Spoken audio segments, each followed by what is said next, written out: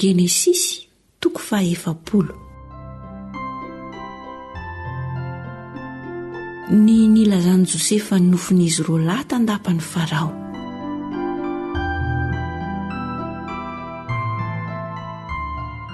Ary taorian'izany ny mpitondra kapoaka amin'ny mpanjakan'i Egipta sy ny mpanao mofony dia diso tamin'ny mpanjakan'i Egipta tompony.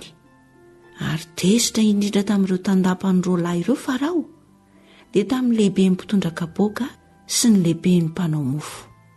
Dia nataony tao an-tranomaizina izy roa lahy, tao an-tranon'ny mpifeny mpiambina, tao anatin'ny tranomaizina izay nifatorany Josefa.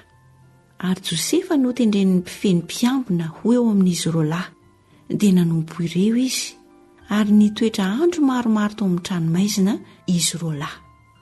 Ary nanofo izy roa lahy indray alina. Dia ilay mpitondra kapoaka sy ilay mpanao mofo ny mpanjaka ny Egipta izay nifatotra tao amin'ny tranomaizina ka samy nanana ny nofony araka ny hevitry ny nofony avy. Ary Josefa nakao aminy noho ny maraina ny andro ka nahita azy fa indreo nalahelo tarehy izy. Dia nanontaniany Josefa ny tandapany Farao izay niara-nifatotra taminy tao an-tranon'ny tompony ka hoy izy: nahoana ny malahelo tarehy zato ianareo ankehitriny? Ary hoy izy roa lahy taminy: nanonofo zahay ka tsy misy mahalaza ny heviny. Dia hoy Josefa taminy: tsy avy amin'Andriamanitra va ny filazana ny hevitry ny nofy? Masina ianareo, lazao amiko izany. Dia nambarany lehiben'ny mpitondra kapoaka tamin'i Josefa ny nofony ka hoy izy taminy: nofoko fa indro no nisy taom-boaloboka teo anatrehako. Ary ilay taom-boaloboka ny sampana 3 ka noho ny tsimoka izy dia niposaka ny vonony ary ny sampahony nahavanina voaloboka masaka. Ary teny an-tanako ny kapoakan'ny Farao dia nalaiko ny voaloboka ka nofiazako ho ao amin'ny kapoakan'ny Farao dia natolotro teo an-tanan'ny Farao ny kapoaka. Ary hoy Josefa taminy: izao no heviny, ny sampany 3 dia hatelona.